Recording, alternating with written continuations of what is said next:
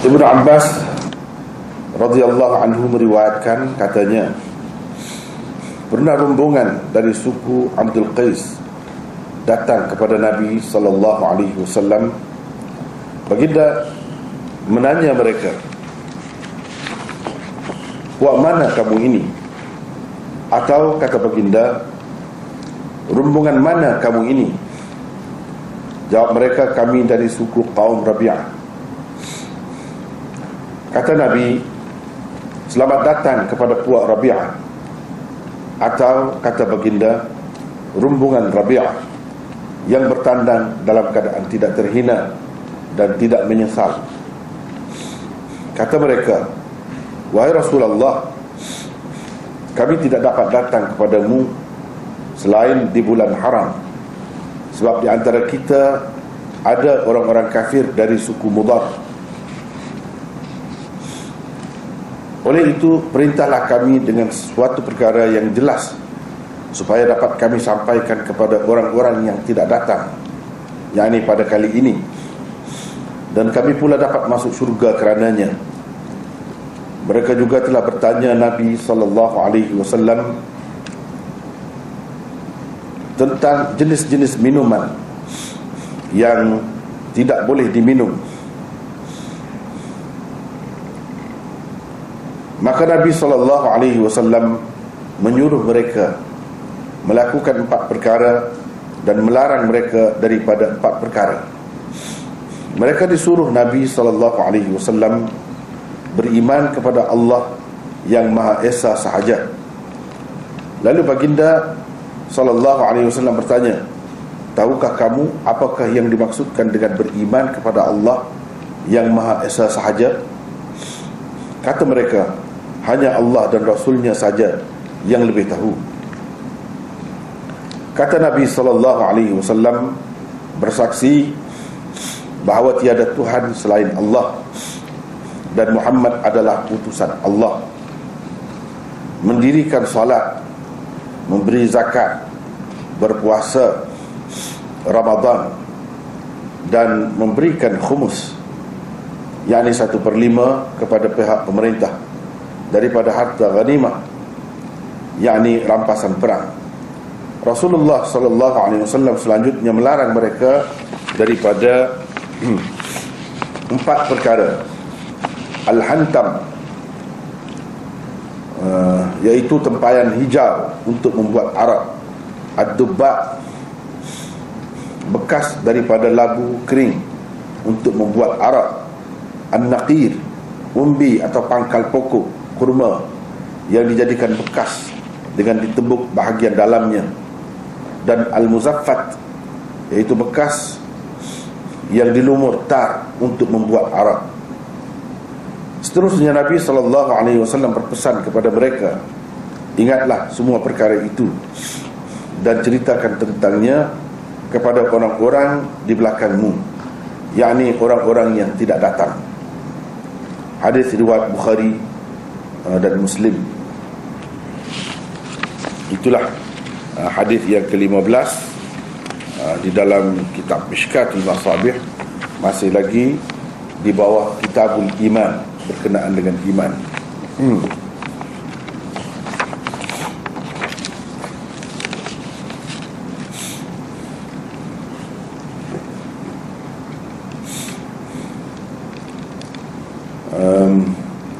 Sebenarnya kitab Mishkatul Masabih adalah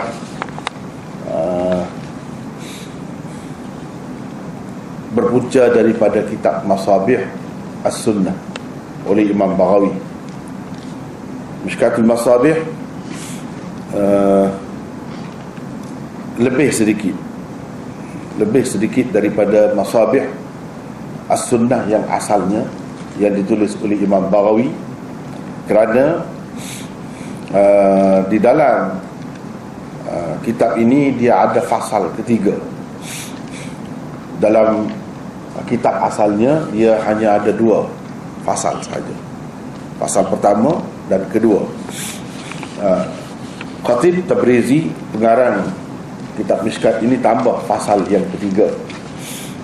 Fasal yang pertama mewakili hadis-hadis sahih yang cukup tinggi kedudukannya, iaitu yang umumnya berpunca daripada Bukhari dan Muslim atau salah satu daripadanya. Fasal yang kedua terdiri daripada hadis-hadis yang sebahagiannya sahih dan sebahagiannya bertaraf hasan. Hadis-hadis itu terdapat di dalam kitab-kitab peringkat kedua daripada kitab-kitab hadis seperti Sunan Tirmizi, Abu Dawud, Nasa'i dan lain-lain lagi. Dan fasal yang ketiga terdiri daripada hadis-hadis yang berpunca daripada kitab-kitab yang lebih bawah daripada peringkat kedua itu, yang jarang-jarang kita temui, dan sebahagian daripadanya ada yang tidak sahih pun, misalnya riwayat-riwayat daripada Ar-Razi, kitab Ar-Razi, riwayat-riwayat daripada Syu'abul Iman Baihaqi dan lain-lain lagi. Itu terdapat di dalam fasal yang ketiga. Dan tajuk-tajuk di dalam kitab Mishkat ini tidak ada sebenarnya. Tidak ada. Apa yang kita buat itu, tajuk tu dibuat sendiri, masing-masing buatlah tajuk. Saya berpandukan tajuk ini secara umumnya kepada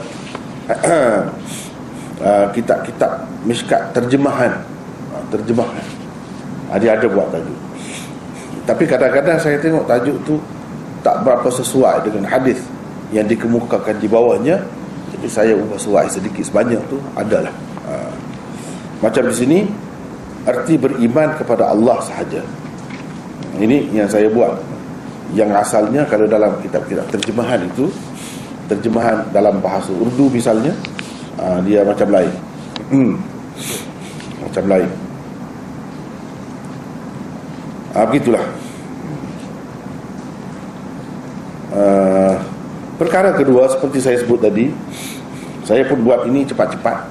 Tengok tu, tajuk pun ada masalah dah tajuk, sebab tak sempat dibaiki kepada dalam bentuk ringkas begitu.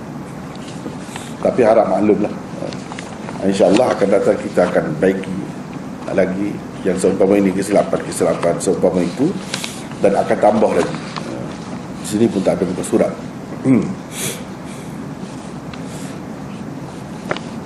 Boleh dikatakan di bawah Kitabul Iman ini, pengarang kitab Mishkat mengemukakan hadis-hadis daripada riwayat Bukhari dan Muslim, ataupun salah satu daripadanya. Yang saya sebut tadi, di dalam kitab Mishkat ini dia ada 3 fasal. Itu dapat kita lihat nanti di dalam kitab-kitab ataupun bab-bab berikutnya. Sebabnya ini sebagai isyarat daripada pengarangnya bahawa dalam bab akidah ataupun keimanan, i'tiqad, mestilah kena ada sandaran ataupun rujukan yang kukuh dan tinggi. Kalau tidak Quran, kenalah hadis-hadis yang tinggi, walaupun tidak mutawatir, tapi hadis-hadis itu kenalah sahih, dan sahih pula berada pada peringkat yang paling tinggi. Itu sebab dia ambil daripada kitab Bukhari dan Muslim. Kemudian satu lagi sebelum kita pergi terus bincang hadisnya, ada beberapa perkara yang saya rasa perlu diketahui. Mungkin sekarang ni kita baru tempat baru, ada yang tidak biasa lagi mungkin dengan Mishkat ini. Dia tidak biasa lagi, dia tak tahu apa cara Mishkat. Sebabnya dalam mukaddimah sebenarnya sudah ada disebutkan, tapi kita ni sudah sampai kepada hadis 15. Antara keistimewaan Mishkat ialah dia keistimewaanlah kepada peringkat bawah, iaitu dia tak kemukakan sanad-sanad. Terus disebutkan daripada sahabat mana, daripada Ibnu Abbas misalnya, daripada Abi Hurairah dan sebagainya, Terus disebut gitu. Sanadnya tidak ada. Sebab pada hakikatnya sanad itu tidak diperlukan lagi apabila dia telah sebut hadis ini diambil dari kitab mana. Dalam kitab itu adalah sanadnya. Misalnya Bukhari Muslim, ini tempat ambilannya. Dalam Bukhari Muslim, kalau nak tengok sanadnya, tengok situlah. Memang adalah sanadnya. Macam mana sanadnya di situ.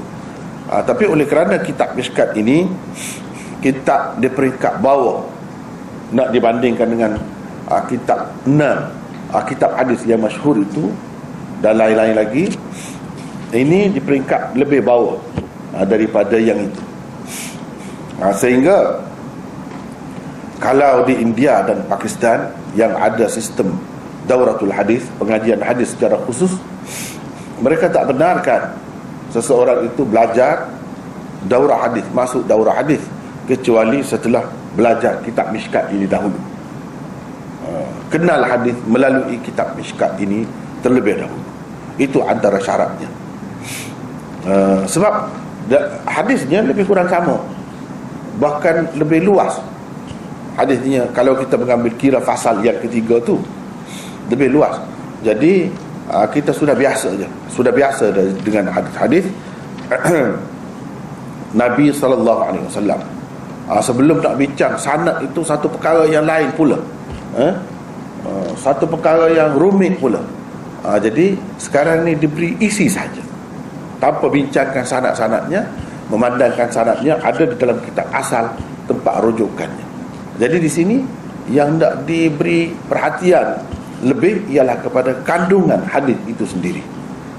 Itu antara istimewanya kepada kita yang baru belajar.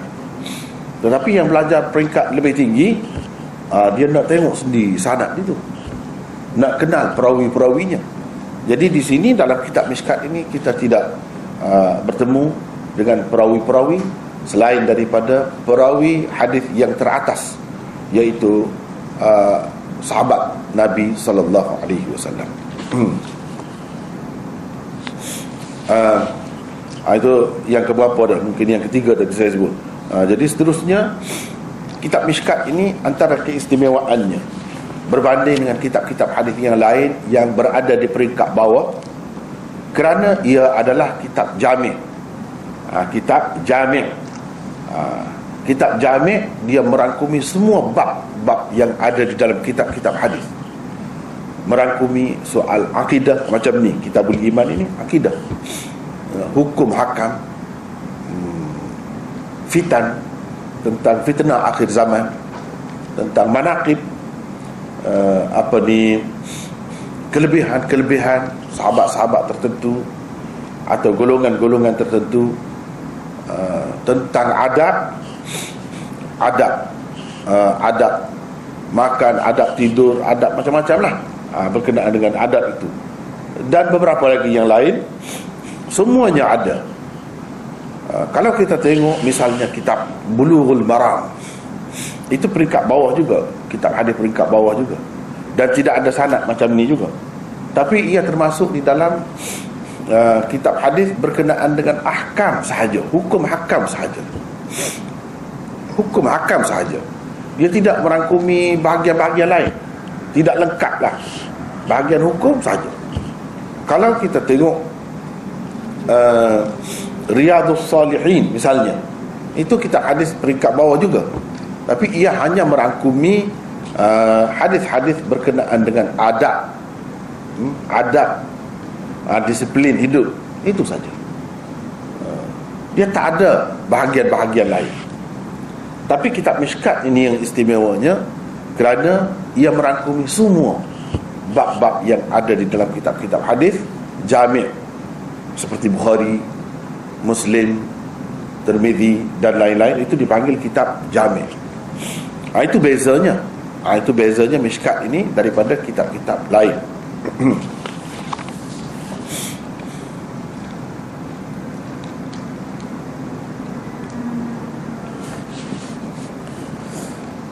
Baiklah, kita tengok hadisnya. Ibnu Abbas radhiyallahu anhu meriwayatkan, katanya, terus Ibnu Abbas, sanad di bawah Ibnu Abbas sampai kepada pengarang tidak disebut, sebab sudah memadai dengan disebutkan tempat rujukannya, iaitu Bukhari dan Muslim, yang disebutnya sebagai muttafaqun alaih itu. Ibnu Abbas radhiyallahu anhu. Siapa Ibnu Abbas itu? Jadi kita berkenalan sedikit dengan Ibnu Abbas ini. InsyaAllah di dalam syarah Mishkat kita ini, sahabat-sahabat yang belum kita bertemu lagi, kita akan perkenalkan secara ringkas tentangnya. Begitulah seterusnya. Kalau sudah ada, tak perlu diulang lagi lah. Ibnu Abbas ni belum ada lagi. Beliau ialah Abdullah bin Abbas bin Abdul Muttalib Al-Qurashi Al-Hashimi. Yang ni beliau ni sepupu kepada Nabi SAW. Abbas bin Abdul Muttalib, saudara kepada ayah Nabi SAW, Abdullah bin Abdul Muttalib. Kunyah beliau ialah Abul Abbas. Kebiasaan orang Arab, dia pakai kunyah, iaitu nama panggilan. Nama panggilan yang bermula dengan Abu, Ibnu, Bintu, Ummu dan sebagainya, itu dipanggil kunyah. Kunyah bagi masyarakat Arab lebih mesra digunakan berbanding nama asal seseorang itu. Jadi dia akan panggil Abu Muslim ke, kalau anak dia tu nama Muslim, Abu Muslim. Dia tak panggil nama sebenar. Itu lebih mesra lagi di kalangan mereka, penggunaan seperti itu. Jadi nama anak dia, salah seorang anaknya Abbas, Abul Abbas, sama seperti nama ayahnya. Abdullah bin Abbas ialah sepupu Nabi SAW dan sahabat baginda. Selain daripada keluarga, dia juga sahabat. Ibunya ialah Ummul Fadl Lubabah bintil Harith, iaitu adik-beradik isteri Rasulullah SAW, Maimunah binti Al-Harith. Dari sudut itu, dia ni anak saudara kepada Maimunah. Maimunah itu isteri Nabi SAW yang terakhir. Abdullah bin Abbas dilahirkan di Syi'bi Bani Hashim. Syi'bi Bani Hashim 3 tahun sebelum hijrah Nabi SAW ke Madinah. Saya sebutkan di sini Syi'bi Bani Hashim. Dalam setengah-setengah kitab sirah itu disebutkan Syi'bi Abi Talib. Syi'bi Abi Talib, tempat di mana keluarga Nabi SAW dan keluarganya yang Islam dipulang, diboikot. Di situlah selalu disebutkan Syi'bi Abi Talib. Itu sebenarnya tidak tepat. Yang sebenarnya Syi'bi Bani Hashim di sini.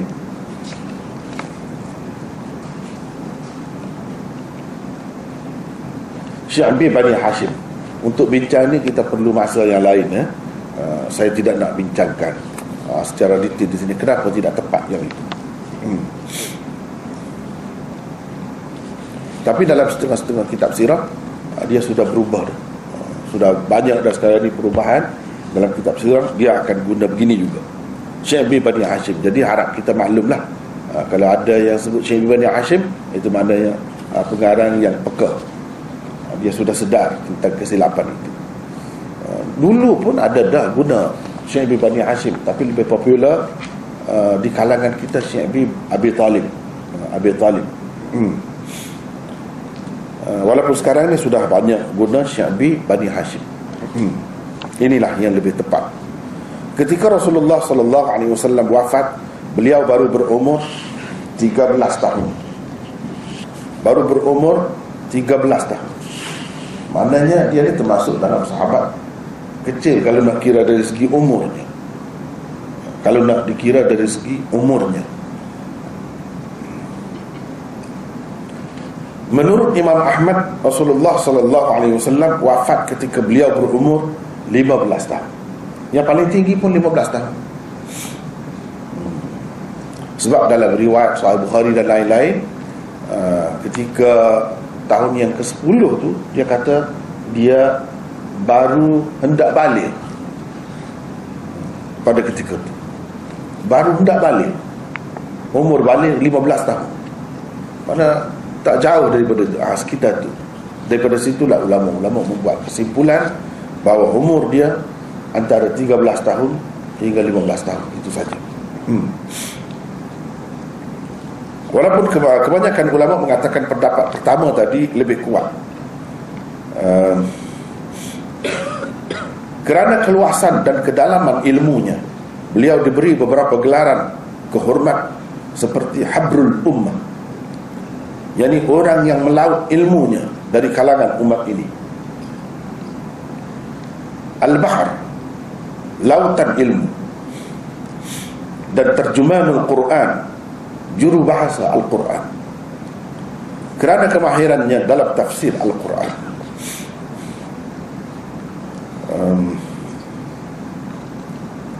Rasulullah sallallahu alaihi wasallam pernah mendoakan secara khusus untuk beliau supaya beliau diberikan hikmah, fiqh, ilmu dan kemahiran mentafsir Al-Quran.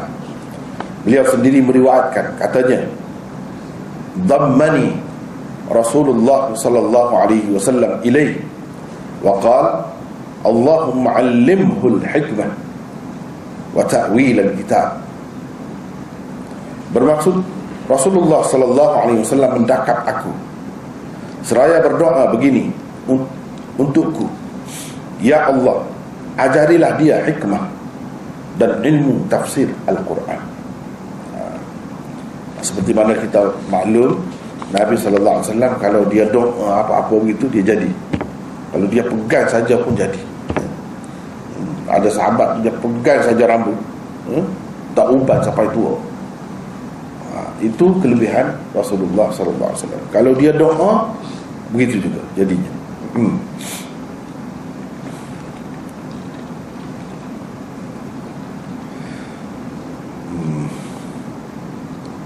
Beliau juga meriwayatkan anna Rasulullah sallallahu alaihi wasallam wada'a yadahu ala katifi atau ala mankibi syakka sa'id thumma qala Allahumma faqihhu fid din wa 'allimhu at-ta'wil. Bermaksud, sesungguhnya Rasulullah sallallahu alaihi wasallam pernah meletakkan tangannya di atas bahuku, katifi, katif, atau mankibi, saya terjemahkan di atas bahuku, sebab makna kedua-duanya itu lebih kurang sama. Tetapi perawinya Sa'id, murid kepada Ibnu Abbas, Syab, sama ada dia guna katif ataupun mankib, yang mana maknanya sama saja. Katif maknanya bahu.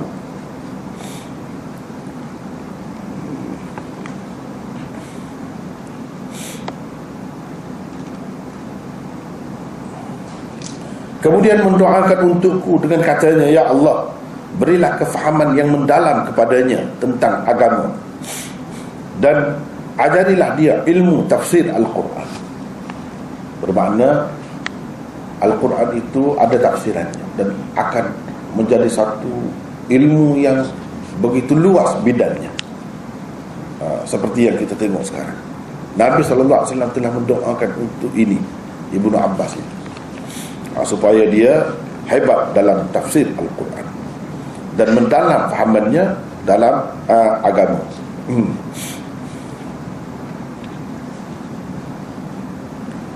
Abdullah bin Abbas termasuk dalam para sahabat yang bertuah kerana telah berpeluang nampak Jibril alaihi salam sebanyak 2 kali. Dia nampak 2 kali Jibril. Nampak Jibril bukan dalam rupa yang asal. Dalam rupa yang asal itu Nabi SAW pun 2 kali saja sepanjang hayatnya. Ini nampak dalam rupa yang dia menjelma.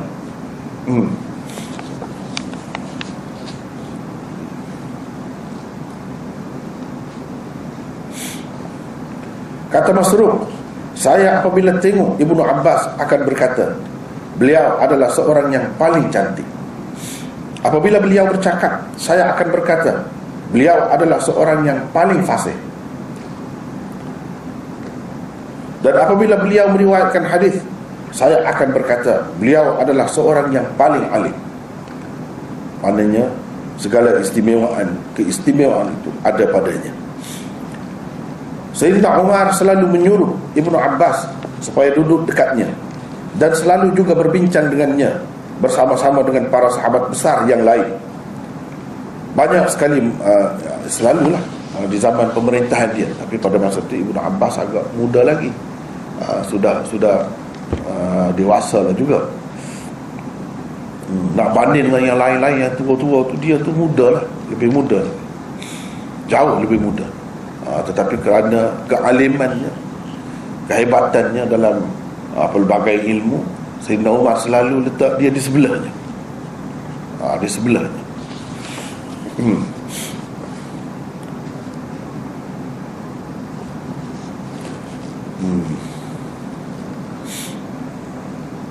Banyak sekali manaqib dan keistimewaan Ibnu Abbas tersebut di dalam kitab-kitab hadis. Hafiz Ibnu Hajar di dalam Al-Isabahnya, dan Ibnu Abdul Bar di dalam Al-Isti'abnya mengemukakan biografinya dengan agak terperinci. Beliau telah meriwayatkan hadis Nabi SAW sebanyak 1,600 hadis. Bukhari dan Muslim bersepakat meriwayatkan 75 hadis. Ini ada dalam Bukhari dan Muslim. Bukhari bersendiri dalam meriwayatkan 28 hadis. Mana Muslim tak ada meriwayatkan hadis itu, Bukhari sahaja. Muslim pula bersendiri dalam meriwayatkan 49 hadis. Ramai sekali sahabat. Maksud bersendiri itu maknanya Bukhari tak ada meriwayatkan hadis, dia saja. Ramai sekali sahabat dan tabi'in telah meriwayatkan hadis daripada beliau. Meninggal dunia di Taif pada tahun 68 Hijrah ketika berumur 71 tahun menurut pendapat yang sahih. Di zaman Ibnu Zubair menguasai tanah Hijaz. Jenazah beliau disembahyangkan dengan diimami Muhammad bin Al-Hanafiyah, iaitu anak kepada Sayyidina Ali yang paling alim, Muhammad bin Al-Hanafiyah. Ibnu Abbas telah kehilangan penglihatan di akhir hayatnya. Di akhir hayatnya dia jadi buta, tak nampak. Kata Al-Khazraji, Ibnu Abbas telah mendengar hadis secara langsung daripada Nabi SAW hanya 25 hadis yang dia dengar daripada Nabi SAW secara langsung, hanya 25 hadis sahaja, tak banyak. Yang lain-lain tu sampai berapa tadi, 1,000 lebih, itu diriwayatkan secara mursal. Secara mursal, yakni yang diambilnya daripada sahabat lain. Diambilnya daripada sahabat lain, tapi dia tak sebut nama sahabat. Ini riwayat secara mursal. Dan mursal sahabi mengikut kita ahli sunnah wal jamaah sepakat boleh diterima. Kalau seorang sahabat itu dia tidak riwayat secara langsung, tapi dia ambil daripada sahabat lain dan dia tak sebut nama sahabat itu, memang boleh diterima. Kesahihannya sama seperti jika disebutkan juga. Berbeza dengan kalau perawi-perawi di bawahnya, kalau buat begitu jadi dhaif hadis itu. Tapi kalau sahabat sama sahabat, dia ambil daripada sahabat itu dan tak sebut nama gurunya ataupun orang yang dia ambil itu, tak mengapa. Tak mengapa, tidak menjejaskan hadis itu, sama saja kedudukannya. Cuba kita tengok di sini, hanya 25 hadis sahaja mengikut Al-Khazraji. Dan Ibnul Qayyim pun lebih kurang itu sebut. Ada yang menyebut belas-belas saja. Imam Al-Ghazali di dalam kitabnya Al-Musaffa sebut hanya 4 saja. Bukan 25 itu banyak. 4 saja sebenarnya yang dia riwayatkan secara langsung daripada Nabi SAW. Mungkin kita terkejut, apabila kata Imam Ghazali kata begini-begini, sebab dia tidak masyhur sebagai seorang ulama hadis. Dia memang benar. Kalau kita tengok kepada kitab Ihya itu, banyaklah hadis-hadis yang tidak sahih Bahkan yang maudhu' pun ada dalam kitab Ihya itu. Tetapi ulama-ulama pengkaji sejarah Imam Ghazali mengatakan Imam Ghazali di akhir hayatnya lebih banyak tumpu kepada hadis, dan dia tumpu kepada hadis itu betul-betul tumpu kepada hadis, dan dia menjadi seorang yang hebat juga dalam hadis. Sehingga kalau dalam kitab Musaffah itu antara kitab yang terakhir karangan dia, ini salah satu kitab yang boleh kita lihat contoh betapa kepakaran dia pada ketika itu dalam bidang hadis. Dan mengikut riwayatnya, Imam Ghazali mati dalam keadaan kitab Sahih Bukhari di atas dadanya. Jadi kitab Sahih Bukhari itu di atas dadanya, maknanya dia terlalu rapat dengan hadis di akhir hayatnya. Walaupun di peringkat permulaannya dia banyak falsafah, macam-macam ilmu akliyah, tetapi di akhir hayatnya tidak begitu. Sehingga kalau dia kata hanya 4 hadis saja, kita perlu beri perhatian, sebab di saat akhir itu memang dia jadi seorang yang hebat dalam bidang hadis juga. Dia kata 4 saja dalam kitab Mustasfa usul fiqh, dalam usul fiqh. Jadi bagaimana seorang yang hanya meriwayatkan 4 hadis saja secara langsung daripada Nabi sallallahu alaihi wasallam, ataupun kalau kita terima yang ini paling tinggi pun 25, macam mana dianggap hebat sangat itu? Dan macam mana dia boleh jadi alim, sangat alim? Macam mana pula dalam kalau kita perhatikan dalam mazhab Syafi'i ini, rujukan utamanya atau maha gurunya dari kalangan sahabat ialah Ibnu Abbas. Setiap mazhab ni, mazhab yang ada ni, dia ada rujukan utamanya di kalangan sahabat. Kalau mazhab Malik, rujukan utamanya Ibnu Umar. Mazhab Syafi'i, Ibnu Abbas. Mazhab Hanafi, Ibnu Mas'ud. Mazhab Ahmad, Abdullah bin Amr bin Al-As. Jadi ini berbeza-beza. Bagaimana Imam Syafi'i boleh mengutamakan seorang yang hanya menerima secara langsung hadis daripada Nabi sallallahu alaihi wasallam hanya 4 sahaja? Macam mana? Jadi jawabnya, kerana Ibnu Abbas tu memang dia hebat. Satunya dapat doa Nabi sallallahu alaihi wasallam, yang keduanya dia adalah murid khusus Sayyidina Umar. Jadi Sayyidina Umar tu punca ilmu yang sebenarnya. Sebab itu dalam kajian Syah Waliullah, dia kata yang kita anggap sebagai mujtahid mutlak sekarang ini, imam-imam besar itu, sebenarnya mereka hanya mujtahid muntasib jika dibandingkan dengan Sayyidina Umar. Sayyidina Umar itu sebenarnya mujtahid mutlak. Yang lain-lain itu ambil daripada dia.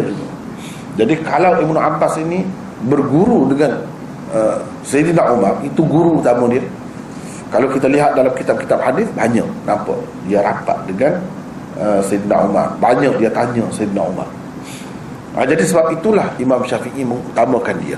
Pada hakikatnya ambil daripada dia tu seperti ambil daripada Sayyidina Umar lah juga. Itu pada pandangan Imam Syafi'i. Kemudian bagi kita ahli sunnah wal jamaah, memang tidak jadi masalah pun kalau seorang sahabat ambil daripada sahabat yang lain, dan dia tidak sebut sahabat itu. Dia kata Nabi SAW bersabda. Dia tidak kata saya dengar Nabi SAW bersabda. Dia tak kata begitu. Riwayat daripada Ibnu Abbas katanya misalnya Rasulullah SAW bersabda, gitu saja.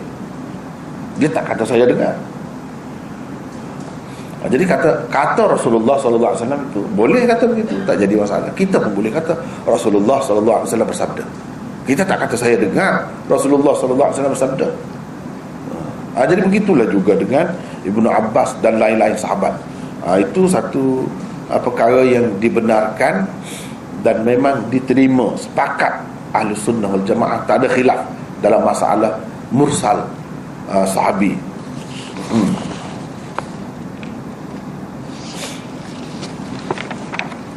Baiklah, kita pergi kepada hadis. Katanya pernah rombongan dari suku Abdul Qais datang kepada Nabi sallallahu alaihi wasallam. Jadi suku Abdul Qais itu nama suku, nama satu kaum. Ada nota dua di situ. Sebenarnya tidak nota dua, dia jadi berubah banyak. Sebab tu saya kata saya tak puas hati dengan nota ni, banyak akan dibaiki nanti. Yang sebenarnya saya buat macam mana jadi berubah ya? Saya sudah buat nota ni berdasarkan yang dulu, sambungan kepada dulu. Begitu juga muka surat ni pun saya buat sebagai sambungan kepada yang sebelumnya. Tapi nampaknya tak jadi di sini sebab kita buat dalam keadaan cepat-cepat kan. Banyaklah apa ni yang tercicir.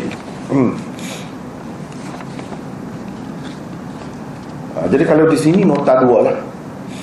Abdul Qais adalah bapa satu kabilah yang besar.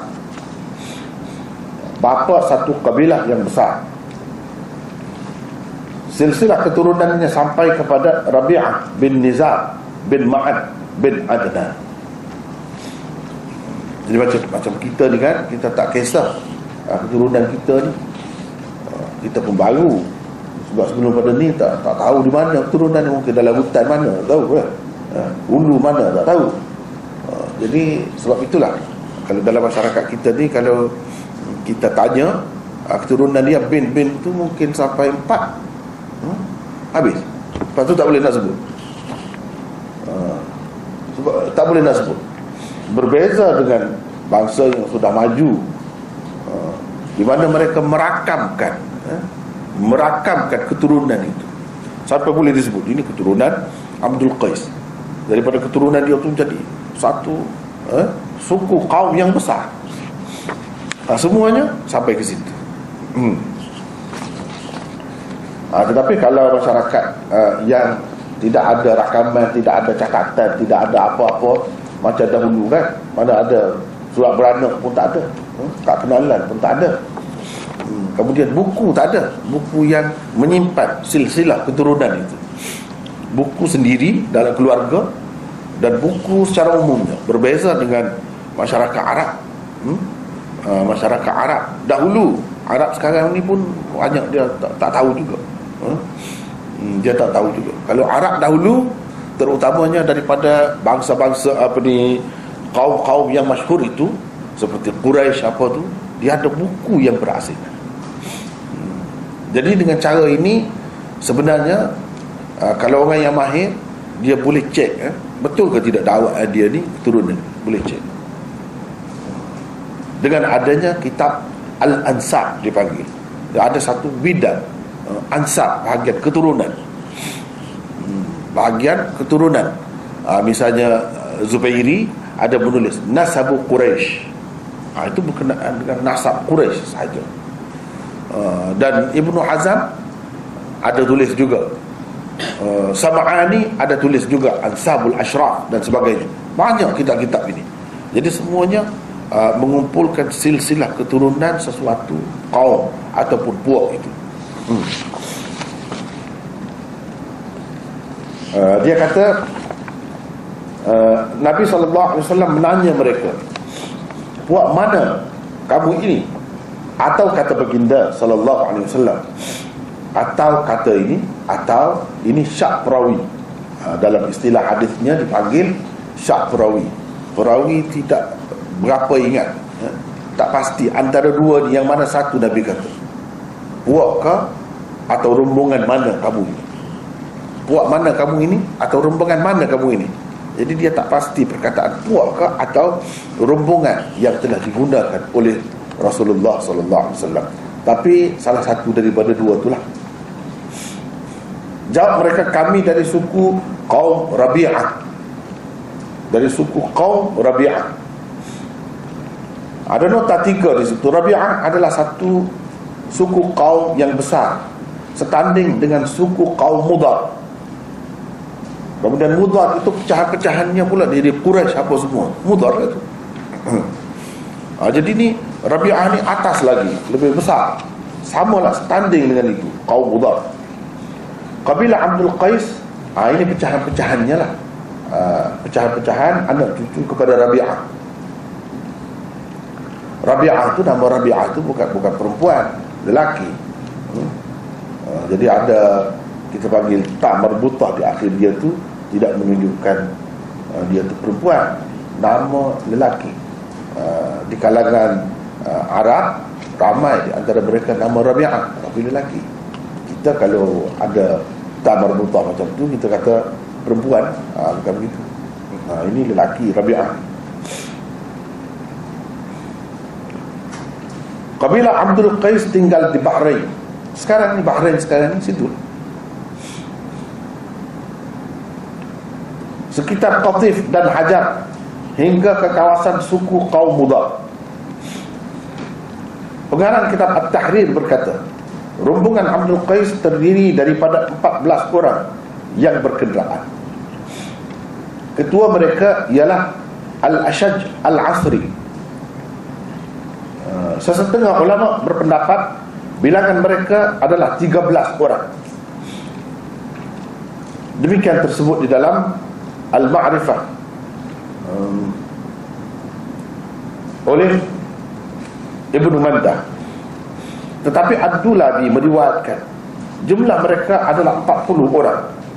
Perbezaan pendapat ini walau bagaimanapun dapat dua kali dikompromikan dengan mengandaikan kabilah Abdul Qais telah mengunjungi Nabi SAW sebanyak 2 kali. 2 kali, yakni sekurang-kurangnya. Bahkan kalau kita tengok setengah-setengah riwayat, kita nampak macam 3 kali. Tak kurang daripada 2 kali. Berdasarkan setengah-setengah riwayat menampakkan macam 3 kali rombongan mereka pergi bertemu dengan Nabi SAW. Kunjungan pertama pada tahun ke-5 atau sebelumnya, atau pada tahun ke-6. Pada tahun ke-6, yang ini paling lewatnya pada tahun ke-6. Bilangan mereka dalam kunjungan pada kali ini 13 atau 14 orang. Al-Ashaj Al-Asri adalah salah seorang yang datang pada kali ini. Kunjungan kedua pada tahun kedatangan orang ramai dari pelbagai kabilah untuk menemui Nabi SAW di Madinah, iaitu pada tahun dipanggil Aamul Wufud, iaitu tahun ke-9 Hijrah. Berdasarkan setengah riwayat, dia pergi sebelum Nabi SAW keluar untuk menakluk Mekah. Itu pada tahun yang ke-8. Sebab itu saya kata ada 3 sebenarnya. 3. Dan yang pertama tu, yang 14 orang atau 13 orang itu sudah tentu sebelum tahun yang ke-7. Sudah tentu. Paling lewat tahun yang ke-6. Kalau tidak, tahun ke-5 mungkin sebelum itu. Buktinya mereka sebut dalam hadis akan datang ni yang kita baca tadi, mereka sebut mereka terhalang untuk selalu pergi bertemu dengan Nabi SAW oleh orang-orang kafir Mudar yang kedudukan kawasan mereka itu berada di tengah, di antara kaum ini dengan Nabi SAW di Madinah. Mereka dihalang. Halangan daripada orang-orang kafir ini ada sebelum berlakunya perjanjian Hudaibiyah. Perjanjian Hudaibiyah berlaku pada tahun yang ke-6. Selepas itu aman, tak ada halangan apa. Sebab itu ramai yang pergi mari bertemu dengan Nabi SAW selepas itu. Bila mereka kata kami terhalang oleh kumpulan ini, menunjukkan peristiwa ini berlaku sebelum perjanjian Hudaibiyah pada tahun yang ke-6.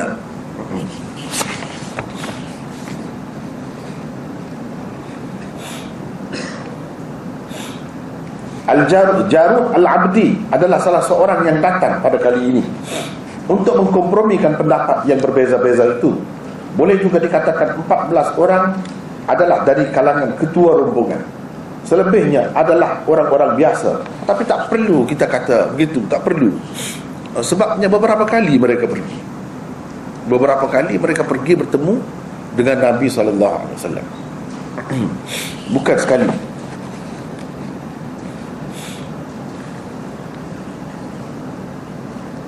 Jadi kisahnya dalam riwayat yang lain ada disebutkan menantu Al-Ashaj Al-Asri itu, Al-Ashaj itu maknanya itu nama pergelaran. Dia di muka dia, di bahagian muka dia ada parut yang besar. Itu maknanya kerana pecah kepala ke atau apa ke, kecederaan yang besar lah. Itu orang yang cedera nampak kelihatan dengan nyata dipanggil Ashaj. Bukan nama dia yang sebenarnya. Dia adalah ketua. Mengikut ceritanya, menantu dia pergi mengembara sampai ke Madinah apa semua tu. Di Mekah dia pergi. Semasa Nabi SAW belum hijrah ke Mekah, ke Madinah lagi, dia sudah dengar dah cerita ni. Dan dia sudah memeluk agama Islam, menantu dia. Bila dia balik, dia menyembunyikan Islamnya. Dia bersembahyang senyap-senyap. Sudah ada dah ambil wudu apa pada ketika itu. Jadi anak kepada Al-Ashaj Al-Asri ni, dia tengok suami dia pelik setelah balik daripada Mekah. Apa dia buat dia sebelum menghadap itu? Dia basuh anggota, ujung-ujung anggota dia tengok itu. Dan nampak berubah keadaannya. Bila begitu, dia cerita kepada ayah dia. Ayah dia pun tengok. Bila dia tengok, tertarik. Lalu dia bincang dia masuk Islam. Itulah dia pergi berjumpa dengan Rasulullah SAW. Lepas pergi berjumpa, dia dakwah, sebarkan Islam ni pada kaum dia sehingga semuanya masuk Islam. Itu cerita. Berpunca daripada asalnya menantu dia.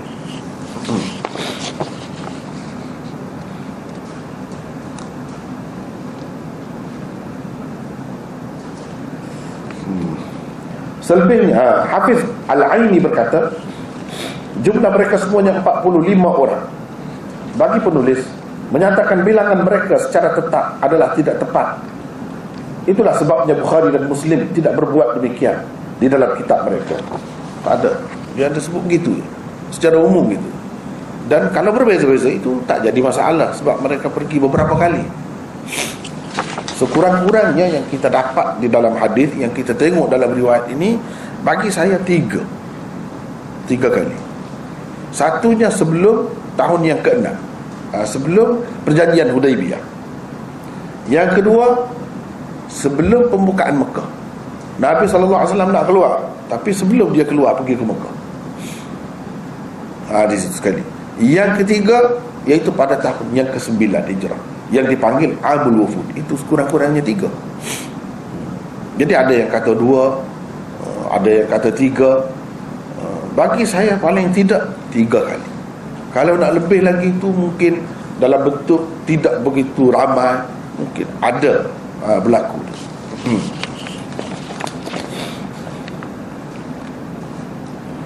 Itulah sebab baik. Al-Aini kemudiannya menukilkan pendapat Qadhi Iyad daripada Syarah Nawawi tentang sebab kedatangan mereka. Kata Qadhi Iyad, rombongan mereka datang mengunjungi Nabi SAW pada tahun pembukaan kota Mekah, sebelum baginda keluar menuju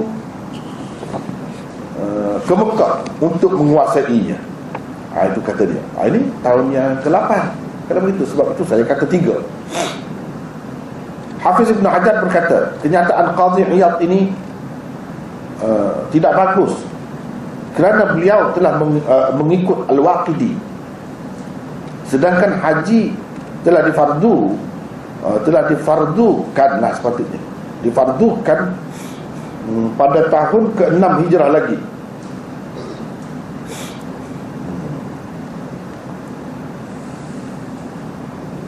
Tetapi beliau, yakni Qadhi Iyad, berpendapat haji baru difardukan pada tahun ke-9 Hijrah. Tujuan beliau ialah supaya pendapat mazhabnya yang mewajibkan seseorang yang berkemampuan pergi mengerjakan haji sesegera mungkin tidak terbuka, kata Hafiz Ibn Hajar. Dia kata Qadhi Iyad kata pada tahun yang ke-8 ini begini, sebenarnya nak jaga mazhab dia. Kalau kata haji ni, sebab gini, kalau kita baca dalam hadis ini, Nabi SAW suruh dia 4 perkara. Dan 4 perkara yang disuruh tu ada semua, puasa, solat, zakat, semua ada. Tetapi yang tidak adanya haji. Kenapa tak ada haji? Kalau peristiwa ini berlaku pada tahun yang ke-10, kita kata tentu Nabi SAW sudah pergi haji, sudah difardukan haji pada tahun itu. Kalau tahun yang ke-9 pun boleh jadi juga, kita kata sebab Nabi SAW pergi pada tahun yang ke-10, difardukan pada tahun yang ke-9. Tetapi kalau kita kata, setengah-setengah ulama mengatakan haji ni sudah difardukan lama sebelum itu, pada tahun yang ke-6 lagi, kata dia. Kalau kita terima tahun yang ke-6, artinya lama lah setelah dapat perintah fardu wajib itu. Nabi SAW tak terus buat. Ini menunjukkan fardu haji itu tidak perlu ditunaikan segera, walaupun kita sudah mampu. Mengikut kebanyakan ulama, mengikut mazhab Malik, tidak. Dia kata kalau sudah mampu mesti kena segera. Kalau kita terima ini lama dah cerita ni, fardu haji ni difardukan lama dah, macam mana? Tergugat dalam mazhab dia. Sedangkan mazhab dia kata mesti kena segera. Kenapa Nabi tak segerakan? Kalau daripada tahun yang ke-6 lagi. Sebab itu Qadhiyah kata ini semasa pembukaan Mekah, jadi dekat sedikitlah dengan tahun yang ke-10 tu. Tapi itu pendapat dia. Dan dia tak setuju salah satunya sebab rujukan Qadhi Iyad itu ialah Al-Waqidi. Al-Waqidi itu adalah seorang perawi pendusta besar. Jadi bagaimana dia nak pakai Waqidi itu? Sebenarnya tak payah kata pakai Waqidi. Riwayat yang sahih yang lain pun ada. Jadi kadang-kadang itulah Hafiz Ibn Hajar seorang yang terbuka sangat, tapi kadang-kadang dia jadi begitu. Dia jadi macam ada nampak warna mazhab. Sampai dia kata begitu kepada Qadhi Iyad. Padahal Qadhi Iyad kebetulan saja dia sebut Waqidi sebab Waqidi menjadi rujukan dalam bab sejarah-sejarah ni. Seperti mana Hafiz Ibn Hajar dan lain-lain pun rujuk juga kepada Ibnu Ishaq dan lain-lain. Jadi orang lain pun boleh kata juga kepada dia, kenapa rujuk sini? Jadi begitu juga dia kata ni, kenapa Qadhi Iyad dirujuk kepada Waqidi. Itu secara kebetulan saja saya rasa. Yang sebenarnya rujukan dia bukan Waqidi itu. Di dalam riwayat-riwayat yang lain pun ada sebut. Sebab kalau kita kata haji itu difardukan awal sangat, apa maknanya difardukan? Lepas tu tak boleh nak buat pun. Kalau tahun yang ke-6 tu masih lagi orang kafir yang menguasai Mekah, nak pergi buat umrah pada tahun yang ke-6 tu pun dihalang. Apatah lagi kalau nak buat haji. Jadi Allah SWT memfardukan sesuatu yang hampir-hampir tidak mampu dibuat oleh penganut agama Islam. Di mana mungkin? Tak pernah sabar. Tak sesuai. Kalau kita kata setelah Nabi SAW menguasai Mekah, itu pada tahun yang ke-8. Bila dia menguasai Mekah, bermakna Mekah tu jatuh ke tangan orang Islam, barulah boleh. Senang nak buat haji, nak buat apa pun. Tapi kalau ketika orang kafir pemerintah, susah. Cuba tengok, pada tahun yang ke-6 itu dihalang, sehingga mereka terpaksa buka ihram. Ihram di tengah jalan itu. Dan apa yang terjadi berlaku hanyalah perjanjian Hudaybiyah. Selepas itu perjanjian damai. Tahun yang ke-7 berlaku Umratul Qadha. Umrah setengah ulama mengatakan sebagai mengqadha umrah yang tak jadi pada tahun yang ke-6 itu. Jadi umrah pun tak boleh. Macam mana?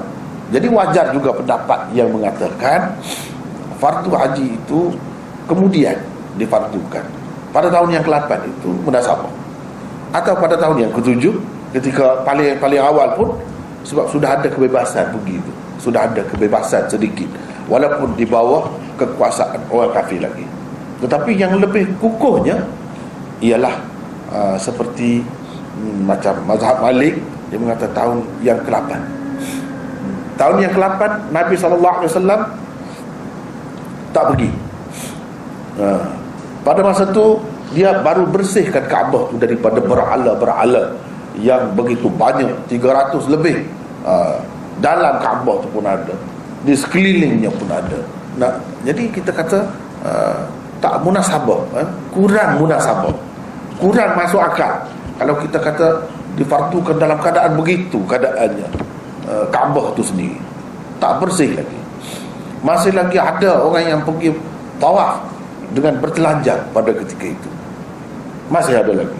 Setelah bersih itu, dia pada tahun yang ke-9 dia hantar beberapa orang sahabat.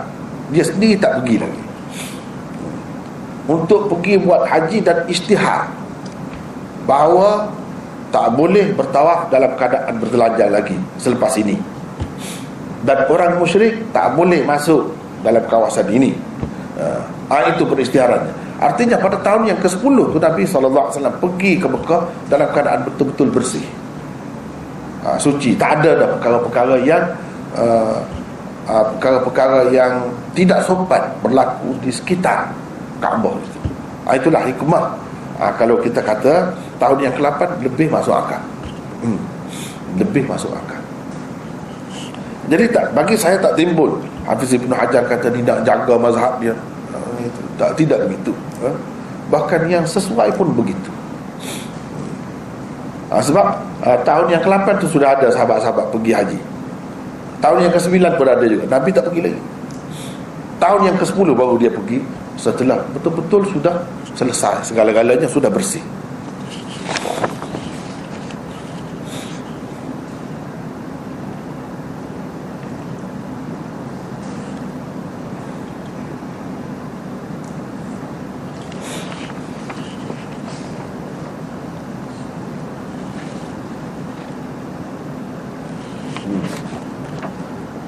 Kemudian mereka kata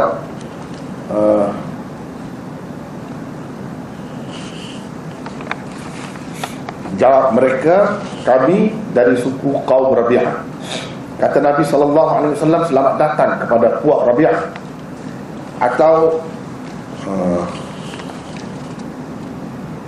kata baginda, ini syak perawilah, rombongan Rabi'ah yang bertandang dalam keadaan tidak terhina dan tidak menyesal. Kata mereka, wahai Rasulullah. Di situ ada nota, wahai Rasulullah. Kenapa dia kata Rasulullah? Apa artinya semua bila dia kata begini? Apa sepatutnya kita kena faham? Ada nota 4 di situ. Daripada mereka berkata wahai Rasulullah, dapat disimpulkan mereka pada ketika itu sudah pun memeluk agama Islam. Yang ini pada tahun yang ke-5, ke-6 paling lewat. Ke-6 paling lewat, 4, 5 atau 6 mereka sudah Islam. Demikian juga dengan kata-kata mereka, orang-orang kafir mudar. Orang-orang kafir mudar, maknanya mereka tidak kafir, dan hanya Allah dan Rasulnya saja yang lebih tahu. Tadi dia sebut gitu. Ini semua menunjukkan mereka sudah Islam.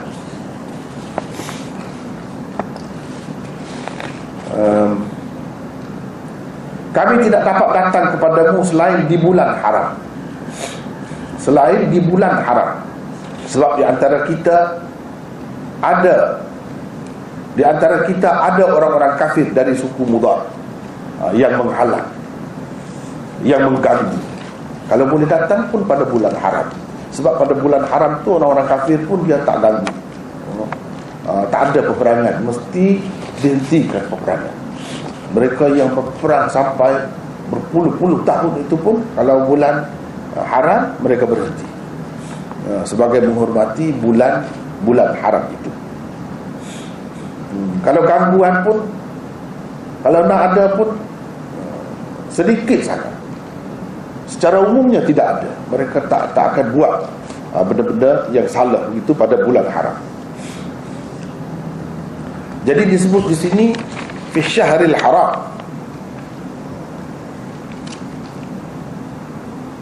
Fi syahril haram dalam teks asalnya. Kita terjemah di bulan haram. di bulan haram. Jadi bulan itu macam satu saja. Satu gitu ke?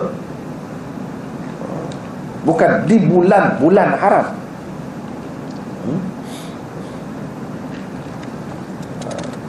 Kalau tengok dalam yang asal, memang dalam bentuk mufrad pun dalam bentuk satu, dalam bentuk satu, asy-syahril haram, bukan al-ashhuril hurum. Kalau ashhur itu barulah jamak, syuhur ke barulah bulan-bulan. Kemudian haram pula bukan hurum. Ini menunjukkan satu atau mufrad, atau dipanggil juga singular, dalam bentuk singular disebut itu, menunjukkan satu lah. Tetapi betul ke ini bulan haram ini satu saja, satu bulan saja? Sebab itu perlu ada penjelasan di sini. Nota 5. Bahasa Arab ni dia ada alif lam itu saja pun cukup berbeza dah jadinya. Berbeza. Al pada perkataan asy-syahr, asy-syahr adalah al-jinsiyah. Yakni al yang menyatakan jenis sesuatu. Dengan itu ia merangkumi keempat-empat bulan haram.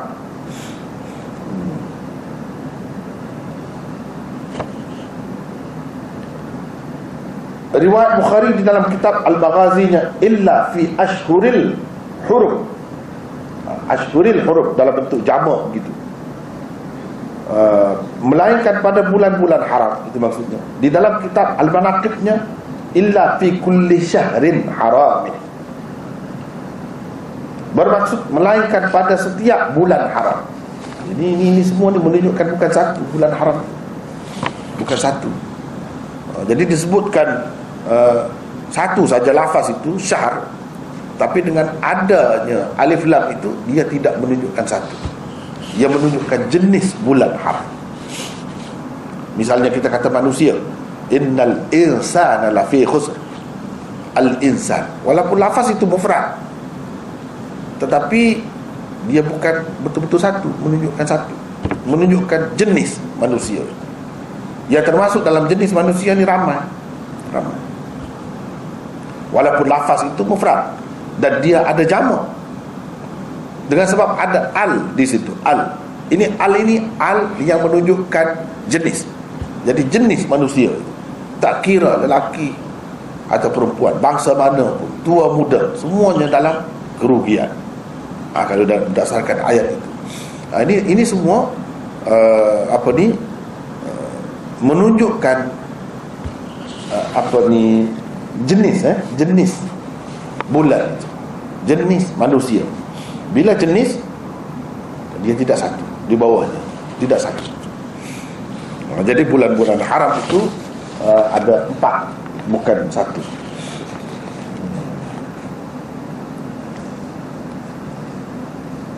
Dikatakan juga bahawa al itu adalah al lil ahdi, al lil ahdi illa fi syahril haram. Lil ahdi itu kalau kita dalam nahwu Arab, dia luas. Ahdi itu ahdil huduri, ahdil zihni, ahdil zikri, banyak pula pecahan. Jadi ahd ini ahd mana? Ini maksudnya ahdil zihni. Jadi alif lam yang menunjukkan bulan itu ialah bulan yang maklum, yang sedia dimaklumi. Bukan, walaupun bulan haram itu ada 4, tetapi yang dimaksudkan ini satu daripadanya, dan yang itu adalah yang maklum. Yang maklum di kalangan mereka. Yang maklum di kalangan mereka apa? Rajab, bulan Rajab di sini. Jadi memang satu bulan sungguh. Asy-syahr itu dipakai dengan makna satu bulan sungguh. Dan di sini tidak nak cerita bulan haram itu hanya satu, tidak. Tetapi yang mereka rasakan betul-betul aman, damai, tidak ada gangguannya, iaitu pada bulan haram yang maklum, iaitu bulan Rajab. Kerana kafir mudhar ini sangat-sangat menghormati bulan Rajab itu. Walaupun bulan-bulan lain dia hormat juga, tapi tidak macam ni. Kalau bulan ini memang dijaga betul. Memang tak ada gangguan langsung daripada mereka. 1 bulan, iaitu menunjukkan kepada bulan Rajab. Pendapat ini dijelaskan lagi oleh satu riwayat daripada Al-Baihaqi yang menyebutkan bahawa suku Mudar mengagung-agungkan bulan Rajab. Kerana itulah di dalam hadis Abi Bakrah yang dikemukakan oleh Bukhari ada dikatakan Rajabu Mudar, Rajab Mudar. Jadi bulan Rajab tu dikaitkan dengan suku kaum Mudar itu, kerana mereka masyhur dalam mengagung-agungkannya.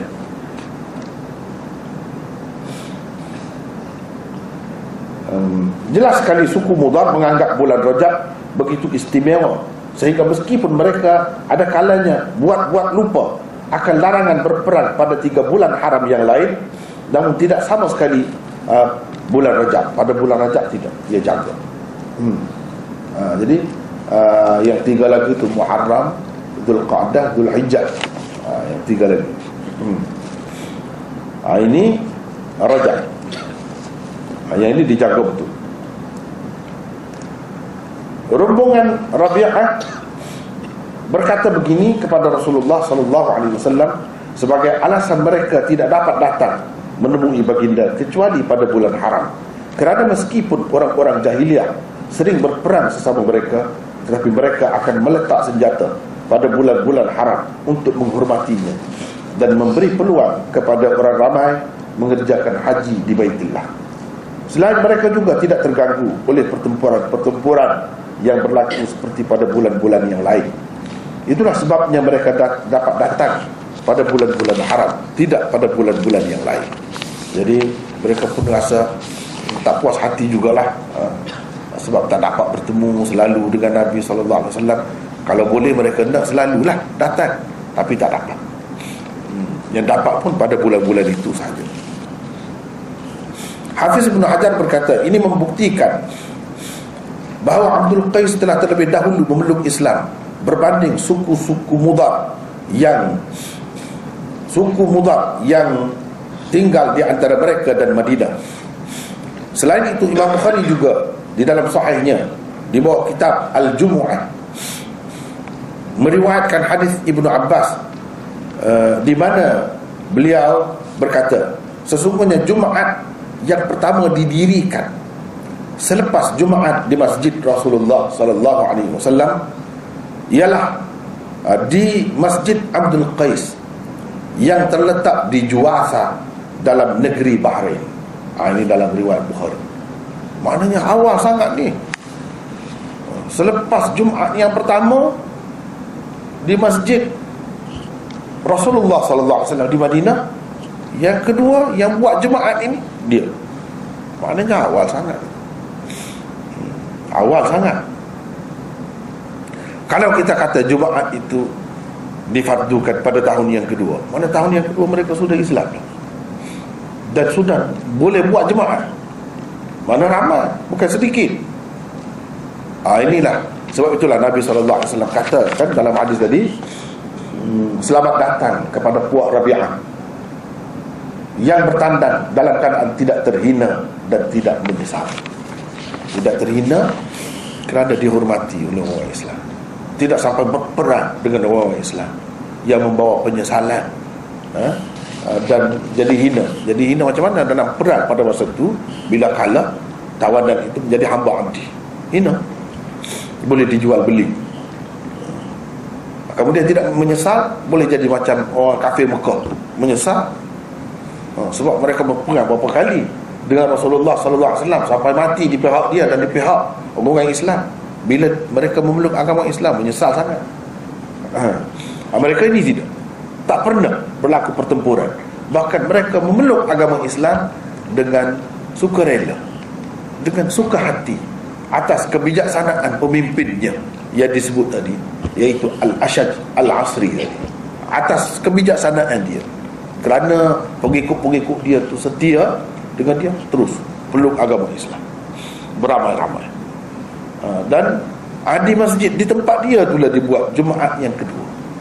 Padahal di Madinah, sekitar Madinah banyak lagi tempat lain, masjid-masjid ada. Di tempat dia yang kedua. Ini menunjukkan awal sangat mereka tu memeluk agama Islam.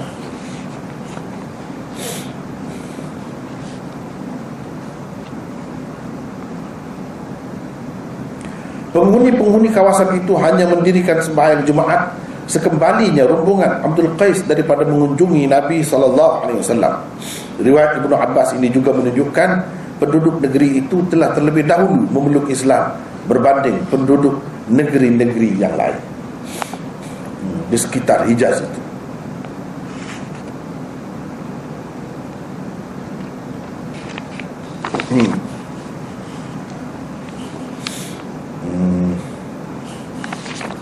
Kemudian mereka kata, kita tidak dapat hadir, tidak dapat datang bertemu dengan Nabi SAW kerana ada gangguan suku Mudar, kafir Mudar itu.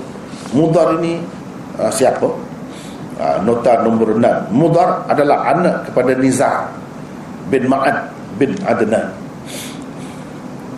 Ini keturunan, inilah puak-puak inilah. Kemudiannya jadi Quraisy, pecahan Quraisy apa semua. Dia adalah saudara Rabi'ah. Mudar, saudara Rabi'ah. Abdul Qais itu pecahan keturunan Rabi'ah lah. Dia ni, Mudar ini saudara Rabi'ah, ayahnya Abdul Qais. Itulah pecahan keturunan itu. Tapi dia jadi berkelahi sesama sendiri, berperang sama-sama sendiri. Asal-asalnya keturunannya sama, keturunannya sama. Oleh itu perintahlah kami dengan suatu perkara yang jelas, supaya dapat kami sampaikan kepada orang-orang yang tidak datang pada kali ini, dan kami pula dapat masuk syurga kerananya. Minta kalau Nabi SAW dapat bagi ajaran Islam yang betul-betul pokok lah, yang betul-betul utama lah, supaya dapat bagi tahu kepada yang tak datang. Ramai lagi yang tak datang. Bila mereka balik, mereka nak bagi tahu. Selain daripada itu, bila mereka buat, mereka melaksanakannya, menjaganya, begitu juga bila sampaikan kepada orang lain, mereka dapat masuk surga kerananya. Jadi nak amalan yang macam tu. Apa maksud mereka nak masuk syurga begitu? Amalan yang boleh menyebabkan mereka masuk syurga. Ada nota 7 di situ. Kata-kata mereka ini tidak bercanggah dengan sabda Rasulullah sallallahu alaihi wasallam yang berbunyi, "Lan yadkhulal jannata ahadun minkum bi'amalihi." Bermaksud tidak akan memasuki syurga sesiapa pun dari kalangan kamu kerana amalannya. Ini nampak bercanggah. Ini sahabat-sahabat dari kalangan Abdul Qais ni, puak-puak Abdul Qais ni kata, tunjuk bagi satu amalan yang dapat kami masuk syurga kerananya. Jadi amalan itu boleh masuk syurga. Sedangkan Nabi SAW ada kata, seseorang siapa pun tak boleh masuk syurga dengan sebab amalannya. Macam mana? Nampak bercanggah.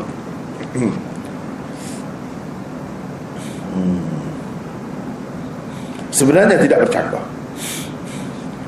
Kerana yang dimaksudkan dengan penafian di dalam sabda baginda sallallahu alaihi wasallam itu adalah semata-mata amalan yang akan membawa seseorang ke syurga tanpa mengambil kira rahmat dan kurniaan Allah Subhanahu wa taala. Itu yang dinafikan. Semata-mata amalan. Jadi mesti kita masuk syurga dengan amalan itu.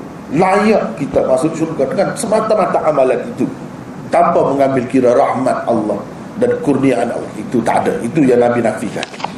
Bukan bermakna amalan itu langsung tidak menyebabkan seseorang itu masuk syurga. Tidak. Bukan makna begitu. Sebabnya kalau nak kira dengan amalan itulah kita nak masuk syurga, memang tak boleh kalau nak kira. Cuba kita fikir dalam dunia ni, kita ni umumnya bekerja daripada pagi sampai petang. Ada overtime lagi, kadang-kadang malam. Kalau doktor on call lagi, entah masa tu tak menentu. Begitulah bekerja. Apa dapat? Apa dapat? Kalau kita fikir, Itu siang malam tu sibuk. Kalau pagi tu jam jalan, masa pejabat ataupun kerja-kerja yang lain sama juga, tak apa. Kalau kita tengok umumnya 2-3 perkara saja yang dapat dunia ni. Itu pun dunia, nak banding dengan syurga tu jauh. Itu saja yang kita dapat, bukan kita dapat dunia seluruhnya. Rumah, kereta, apa lagi? Mungkin adalah tanah sedikit sebanyak, harta, aset mana-mana. Itu bukan dunia semua sekali. Sedangkan syurga ni paling kurang ahli syurga dia dapat apa? Seluas dunia ni dan 7 kali ganda dunia antara langit dan bumi. Seluas itu dia dapat. Tak boleh nak bayar lah kalau yang lebih-lebih lagi. Kalau kita kira dengan usaha kita dunia ni tak berhenti, kita dapat sebanyak tu, bolehkah kita dapat macam syurga? Kalau mengikut perkiraan dunia, tak mungkin. Tak dapat. Itulah yang dikatakan dinafikan itu dengan amalan semata-mata. Cuba kita fikirlah, tengok amalan kita, kerja kita di dunia ni, kita dapat apa? Setakat itu ya dapat pun. Itu yang dunia, berapa sangat harganya. Kalau surga tu pasir-pasir dia tu pun permata, pasir-pasir dia tu pun permata, bukan pasir biasa. Betapa nilai, tak ada nilai, tak boleh nak nilai. Itulah yang dinafikan sebenarnya. Tapi kalau dengan rahmat Allah, dengan kurniaan Allah, itu dapat. Sebab saja Allah SWT nak bagi ini, nak bagi ada sebab saja. Ada kaitan dengan usaha kita, kerja kita di dunia. Nak memenuhi syarat, sebagai memenuhi syarat saja. Seperti dalam Quran disebutkan, kena ada usaha. Wa huzzi ilaiki bijid'in nakhlah tusaqit alaiki rutaban janiyah. Allah SWT suruh Maryam yang bunting, Sarah nak melahirkan anak dah, perempuan pula, dalam keadaan ketakutan pula, meninggalkan keluarga pergi jauh. Dia nak makan apa? Lapar. Nak buat macam mana? Tak ada apa. Jadi duduk bawah pokok kurma tu, Allah SWT perintah, goyak, kocak pokok kurma tu. Nak kocak macam mana, nak goyak macam mana seorang perempuan? Pokok kurma dia besar. Apa dah jadi? Adakah buah ni kalau nak jatuh, biasanya bila kita goyang kan, dia bergoyang tu, baru dia jatuh. Ni seorang perempuan, apa tak akan bergoyang pokok kurma. Ini nak ambil syarat saja, nak bagi nampak ada usaha. Goyang, dan disuruh goyang lah. Dia akan luruh lah buah tu. Begitulah juga dalam amalan-amalan kita. Kalau nak bandingkan sembahyang 5 kali sehari, nak banding dengan kerja yang kita buat untuk dapat dunia ni, jauh berapa jam. Kalau 5 waktu sejam pun tak ada. Sembahyang 5 waktu tu kalau nak dikumpulkan satu masa sejam pun tak ada. Boleh dapat syurga? Jauh tu. Sebab itu tak mungkin kalau kita kira dengan perhitungan dunia, tak mungkin kita dapat syurga. Itulah yang dinafikan oleh Nabi SAW. Dia kena ada rahmat Allah, kurniaan Allah, limpah kurnia Allah. Itu sebenarnya yang membolehkan kita dapat syurga itu. Hadis ini juga bermaksud menyangkal dakwaan orang-orang yang mengatakan hanya amalan sahaja akan memasukkan seseorang itu ke syurga, tanpa meyakini bahawa pada hakikatnya ia adalah satu rahmat Allah Subhanahu wa ta'ala. Jangan kita beria-ria sangat menonjolkan, menyebut-nyebut amalan kita tu apa sangat adanya. Itulah yang maksud Nabi SAW.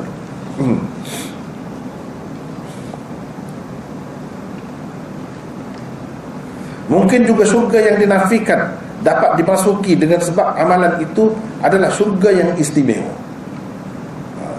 Syurga yang istimewa. Untuk masuk syurga tu dapat dengan amalan tu. Dengan amalan kita dapat sekadar masuk syurga. Nak dapat syurga yang istimewa tu banyak pula tingkatannya, tahapnya. Itulah yang dinafikan oleh Nabi SAW. Bukan kita boleh dapat yang istimewa itu dengan amalan kita. Itu kita dapat dengan limpah kurnia Allah. Tapi dengan amalan ini, sebab itu Nabi tak larang. Kalaulah salah, tak, memang amalan ini tak boleh masuk syurga, mesti Nabi kata, kamu jangan kata begitu, silap tu. Kamu tak boleh masuk syurga dengan amalan kamu buat. Mesti dia tegur. Sebab Nabi SAW dia tak dengar saja apa-apa ni. Kalau tak betul, dia akan tegur terus. Di sini tak ada teguran, menunjukkan ada kebenaran juga amalan itu boleh menyebabkan seseorang masuk syurga, tetapi sekadar masuk syurga, bukan mendapat yang istimewa dalam syurga. Tingkatan syurga yang istimewa bukan dapat itu. Yang itu seseorang itu dapat dengan limpah kurnia Allah.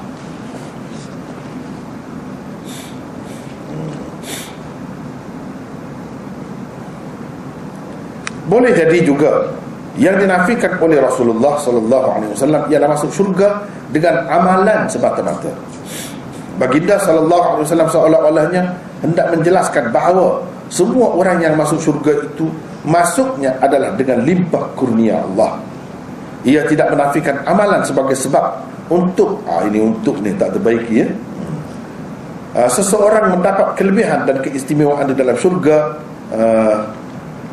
setelah memasukinya. Ini banyaklah yang boleh kita perjelaskan maksud Nabi SAW ini.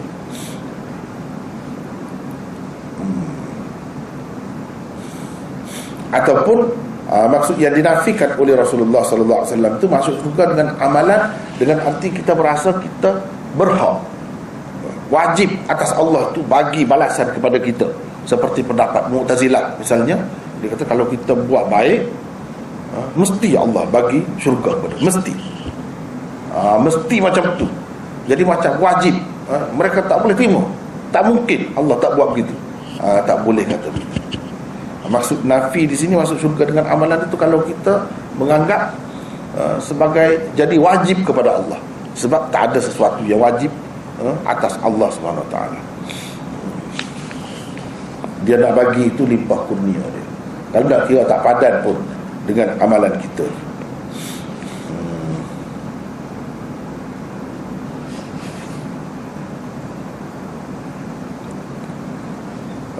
Kemudian saya rasa masa pun sudah jauh.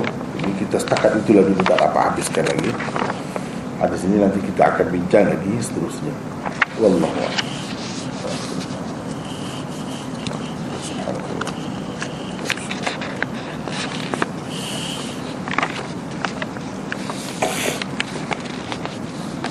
Ada nak kursi pendapat pandangan. Berkenaan dengan Ibnu Abbas tu, menyebut tentang Ibnu Abbas dengan merujuk yang kepada, adakah Ibnu Umar atau Ibnu Umar? Umar.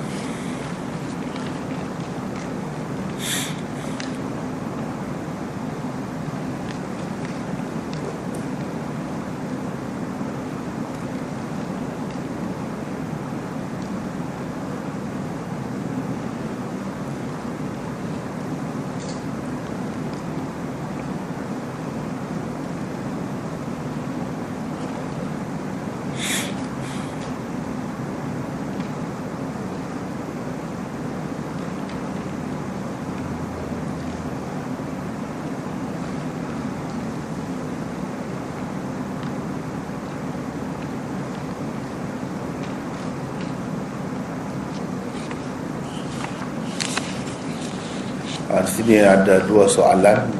Saya rasa saya ringkas saja jawapannya, iaitu adakah terdapat larangan menggunakan nama yang lazimnya diguna pada orang perempuan tetapi diguna pada orang lelaki dan sebaliknya. Sebenarnya larangan yang khusus itu tak ada di sini.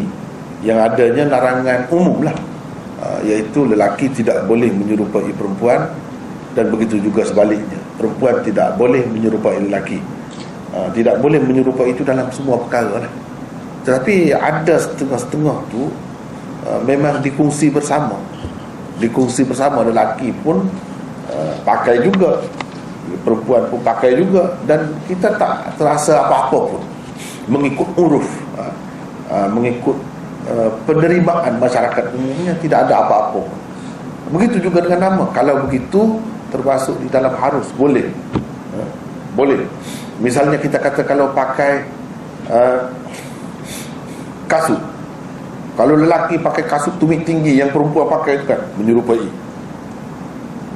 menyerupai itu. Begitu juga kalau perempuan pakai lelaki, yang memang nampak berbeza. Tetapi kalau misalnya kita kata pakai selipar Jepun, apa bezanya? Lelaki perempuan boleh pakai yang itu. Kita tak ada rasa terbeza apa-apa. Yang perempuan mesti pakai warna macam ni ke, atau macam ni, tak ada. Itu tak ada khusus. Kalau macam tu tak apa. Dan ia bergantung juga kepada masyarakat. Misalnya yang saya tahulah, kalau di Terengganu tu, ni kain batik kan, kain batik tu lelaki pun pakai juga, perempuan pakai juga.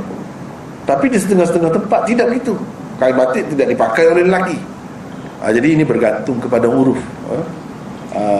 Sekadar itu masih lagi boleh. Sama juga dengan nama. Ada yang nama dia Abdullah, itu tak sesuai untuk perempuan. Abdullah, nama perempuan. Dan tak ada pun orang yang bobo nama anak dia begitu, perempuan Abdullah nama dia. Tak ada. Dan itu termasuk dalam yang dilarang lah kira-kiranya dari segi menyerupai. Tapi kalau dalam masyarakat kita ni, yang saya tahu berkenaan dengan nama, ada juga nama-nama yang dikongsi. Bahkan di kalangan sahabat tu ada nama-nama yang dikongsi di antara lelaki dan perempuan. Dan Nabi SAW tak kata apa pun. Ini menunjukkan harus, boleh. Misalnya Azmi ni lelaki pun ada, perempuan pun ada. Lelaki pun ada, perempuan pun ada, dan umum dalam masyarakat. Kalau macam ni, yang berkongsi macam ni, dia tak termasuk dalam larangan. Boleh lagi.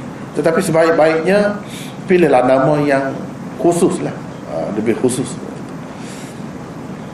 Apa hukumnya menceritakan amalan-amalan peribadi kepada orang lain atas apa alasan sekalipun, seperti untuk motivasi, galakan, untuk memperbanyakkan amalan dan sebagainya?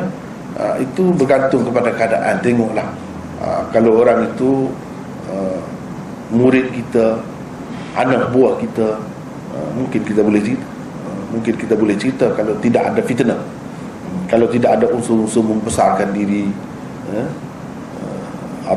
menampakkan kelebihan diri, semata-mata untuk itu kita cerita, dan perkara itu pun maklum.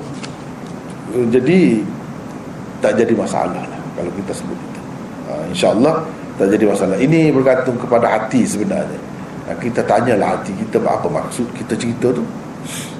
Kalau dengan maksud nak melebihkan kita, nak menunjukkan kuat ibadat kita, itu tak boleh lah. Tapi kalau dengan maksud-maksud yang baik, itu tak apa. Bahkan termasuk kadang-kadang termasuk dalam yang bagus juga lah, cara yang bagus juga, supaya dicontohi.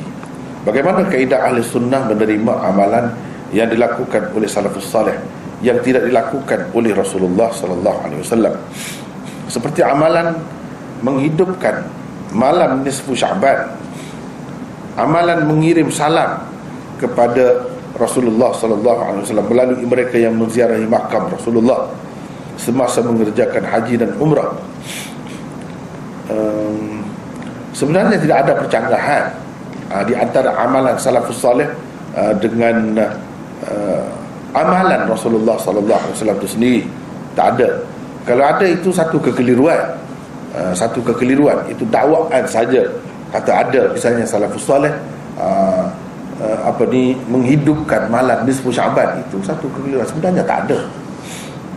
Kita nak katakan salafus salih siapa? Misalnya Imam Syafi'i ke? Dia ada buat? Tak ada. Itu satu kekeliruan kalau orang kaitkan benda-benda macam ni. Dan Rasulullah SAW tak buat, kira-kiranya salafus salih tidak buat juga. Tak boleh kita katakan salafus salih ada buat. Mana bukti ni? Kita kena bagi bukti lah. Yang sebenarnya tidak ada begitu. Jika bertembung antara amalan doa atau zikir sahabat dengan doa atau zikir Rasulullah sallallahu alaihi wasallam, apa sikap terbaik terhadapnya? Ada sebilangan orang lebih selesa beramal dengan amalan-amalan zikir sahabat, seterusnya amalan zikir ulama dan orang-orang saleh selepasnya. Pada pandangan saya, sejauh yang saya perhatikan, sahabat-sahabat ini dia tak ada buat sesuatu yang bercanggah dengan apa yang dibuat oleh Rasulullah sallallahu alaihi wasallam. Itu pada dasarnya. Kalau ada pun doa-doa yang berbeza, mungkin itu berkaitan dengan peribadi dia. Itu memang bebas kita gunakan, kita buat, kita boleh pilih. Sampai sekarang ni pun tidak nanti ada sahabat buat, kalau kita ada buat pun kita boleh juga buat. Dari segi nak utamakan amalan zikir orang-orang lain daripada Rasulullah secara mutlak, itu tidak sesuai, tidak dilakukan oleh orang-orang yang mengikut sunnah betul-betul. Orang-orang yang mengikut sunnah akan mengutamakan doa ataupun zikir Rasulullah sallallahu alaihi wasallam. Kalau tidak ada doa atau zikir sahabat-sahabat, biasanya sahabat ni tak akan buat kecuali yang sesuai dengan Rasulullah sallallahu alaihi wasallam. Seperti saya katakan tadi, kecuali kalau dalam masalah-masalah peribadi saja. Mungkin kalau ada pun. Ataupun yang mereka faham bahawa ini tidak bercanggah dengan kehendak Rasulullah sallallahu alaihi wasallam.